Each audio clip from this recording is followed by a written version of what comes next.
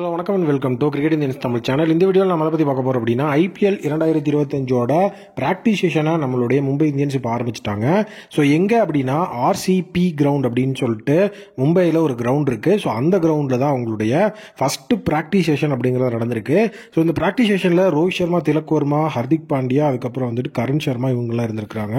So Rohit சர்மாவை பொறுத்த வரைக்கும் ரொம்பவே வந்துட்டு எஃபிஷியண்ட்டான ஒரு பிளேயர்ஸாக வந்துட்டு பார்த்தீங்கன்னா மும்பை டீம் இப்போ இருக்குது.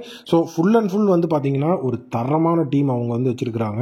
ஸோ ஃபர்ஸ்ட் ப்ராக்டிஸ் செஷன் அப்படிங்கும்போது ரொம்பவே வந்துட்டு நீட்டாக நம்ம எல்லாம் எதிர்பார்த்தோம். இது வந்து நம்ம எதிர்பார்க்காத சம்பவம் தான். ஏன்னா ரோஹித் சர்மாலாம் வேற லெவலில் வந்துட்டு ஆட்டம் போட்டுட்டு இருந்திருக்கிறாரு. அதிரடியான சிக்ஸஸ் பேக் டு பேக்கில் போயிருக்கு.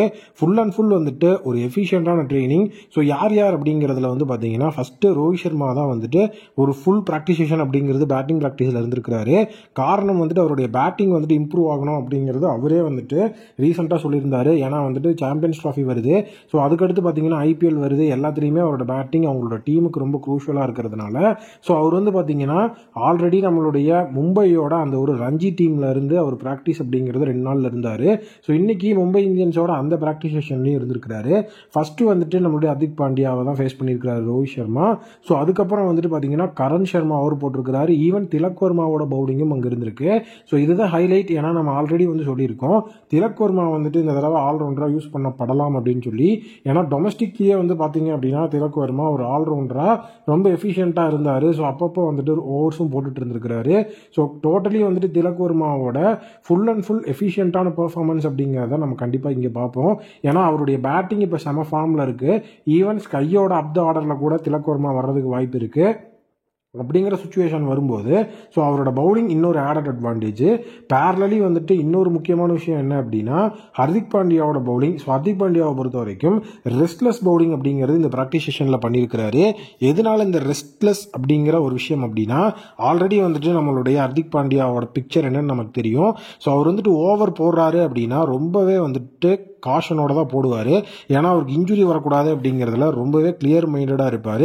பட் அப்பையும் வந்து பார்த்தீங்கன்னா அதை மீறி அவருக்கு இன்ஜுரி அப்படிங்கிற ஒரு விஷயம் வந்துடுது.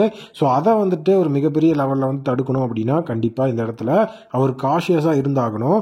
ஸோ அதனால் வந்துட்டு இந்த டைம் பும்ராவோட அவைலபிலிட்டியும் இஷ்யூ இருக்கிறதுனால ஸோ ஹர்திக் பாண்டியா மேலே வந்துட்டு ஒரு மிகப்பெரிய பவுலிங் அப்படிங்கிற அந்த ஒரு நம்பிக்கை டீம் வச்சிருக்கிறதா ரோஹித் சர்மா மென்ஷன் பண்ணியிருக்கிறாரு. ஏன்னா இப்போ வந்து பும்ரா வந்துட்டு சப்போஸ் IPL மிஸ் பண்ணால் அந்த இடத்துல ரீப்ளேஸ்மெண்ட்டாக யார் வேணாலும் வரலாம்.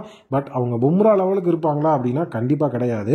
ஸோ அப்போது ஹர்திக் பாண்டியாவோட பவுலிங் அப்படிங்கிறதும் கண்டிப்பாக ஆன் த லைனுக்குள்ளே வந்து நம்ம எஃபிஷியண்ட்டான பவுலிங்கை வெளிப்படுத்தி ஆகணும். அவர் கண்டிப்பாக 4 ஓவரை போட்டே ஆகணும் சுச்சுவேஷனுக்குள்ளே இருப்பார். ஏன்னா பும்ரா வந்துட்டாரு அப்படின்னா அவர் வந்துட்டு கண்டிப்பாக 4 ஓவர் போட தேவையில்ல. மினிமம் 2 ஓவர் போட்டால் கூட பும்ரா மற்ற விஷயத்தை பார்த்துக்குவார். ஸோ இது ஒரு மிகப்பெரிய விஷயமா இருக்குது. அண்ட் மேட்சஸை பொறுத்த வரைக்கும் பும்ரா வந்துட்டு நம்மளுடைய சைடில் ஒரு கீ பிளேயர் தான். இந்த ஒரு ப்ராக்டிஸ் செஷனில் ஸோ கரண் சர்மாவோட ஓவரில் வந்துட்டு நம்மளுடைய ரோஹித் சர்மா 3 ஹேட்ரிக் சிக்ஸஸ் அப்படிங்கிறத அடிச்சிருக்கிறாரு. ஸோ அடுத்தது வந்து நம்மளுடைய ஹர்திக் பாண்டியா பேட்டிங் பண்ணி அவரும் அருமையான பேட்டிங். ஸோ ஆனால் ஹர்திக் பாண்டியா வந்துட்டு கரண் சர்மாட்ட ஒரு தடவை அவுட் ஆயிருக்கிறாரு. ஸோ அது ஒரு விஷயம். ஸோ வந்துட்டு கரண் சர்மா வந்து என்னதான் வந்து ரோஹித் சர்மா கிட்ட வந்துட்டு 3 6 அப்படிங்கிறத கொடுத்துருந்தாலும் அதுக்கப்புறம் ஒரு நல்ல கம்பேக் அப்படிங்கிறத கொடுத்து அவர் வந்துட்டு எக்கனாமிக்கல் பவுலர் அப்படிங்கிறத வந்து ப்ரூவ் பண்ணி அவரோட எக்ஸ்பீரியன்ஸையும் ப்ரூவ் பண்ணியிருக்கிறாரு. ஸோ கண்டிப்பாக இந்த ப்ராக்டிஸ் செஷன் வந்துட்டு இன்னைக்கு ஒரு நாள் தானா இல்லை வந்துட்டு இதுக்கப்புறம் அப்படியே கன்டினியூ ஆகுதா அப்படிங்கிற அப்டேட்டுக்கு தான் நான் வெயிட் பண்ணிட்டு இருக்கிறேன். கண்டினியூ ஆச்சுன்னா நமக்கு வந்துட்டு வேற லெவலில் அப்டேட்ஸ் கிடைக்கும். மும்பை இந்தியன்ஸை பொறுத்த வரைக்கும் அவங்களுடைய டீம் வந்துட்டு ஒரு எஃபிஷியண்டான டீமாக இருக்காங்க. இன்னொரு விஷயம் என்ன அப்படின்னா அப்கமிங்கில் வந்து பார்த்தீங்கன்னா இப்போ அவைலபிளாக இருக்கிற டொமஸ்டிக் பிளேயர்ஸையும் அவங்க வந்து அந்த ப்ராக்டிஸ் செஷனுக்குள்ளே கொண்டு வர போகிறதா சொல்லியிருக்காங்க. ஏன்னா இப்போ அஸ்வினி குமார் இந்த மாதிரியான பிளேயர்ஸ்லாம் டொமஸ்டிக்கில் வந்துட்டு வேக்கண்ட்டாக தான் இருக்காங்க. ஸோ அவங்களையும் உள்ளே கொண்டு வந்தோம்னா இப்போ நடந்துட்டு இருக்கிற இந்த ஒரு ப்ராக்டிஸ் செஷனில் நம்ம வைக்கும்போது ஹர்திக் பாண்டியா ப்ளஸ் வந்து பார்த்தீங்கன்னா ரோஹித் சர்மா கூட அவங்க இருந்தாங்கன்னா டீமில் ஹெல்ப் பண்ணுறதுக்கு இன்னுமே வந்து கரெக்டாக இருக்கும். டீம் கோஆர்டினேஷனும் சூப்பராக செட் ஆகும் அப்படிங்கிற விஷயம் இருக்குது. ஸோ கண்டிப்பாக இது நடந்தால் செமையாக இருக்கும். நீங்கள் என்ன நினைக்கிறீங்க அப்படிங்கிறத கமெண்ட்டாக சொல்லுங்கள். ஸோ MIயோட சைடில் இருந்து இப்போ நல்ல ஒரு பேட்டிங் ஃபார்முக்காக போராடிட்டு இருக்கிற ஹிட்மேன் IPLல செம ஃபார்முக்கு வருவாரா? உங்களுடைய ஒப்பீனியனை சொல்லுங்கள். மீண்டும் ஒரு புதிய வீடியோ மீட் பண்ணுறேன். Thank you, take care and bye bye.